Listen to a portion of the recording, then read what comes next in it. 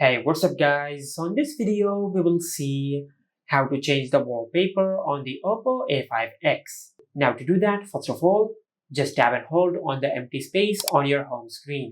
Now at the bottom of the screen, just tap on wallpapers.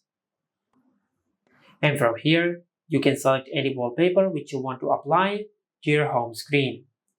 Or you can tap on more wallpapers and you can download wallpapers from the available over here. For an example, I will select this one, then tap on apply to apply the selected wallpaper. And from here, you can apply the wallpaper to your lock screen, or you can apply it to your home screen, and also you can select to apply it on your home screen and on your lock screen. For now, I will select home screen only, then tap on apply. Now, as you can see, this is how you can change the wallpaper on the Oppo A5x. Make sure to like, comment, and subscribe. Thank you for watching.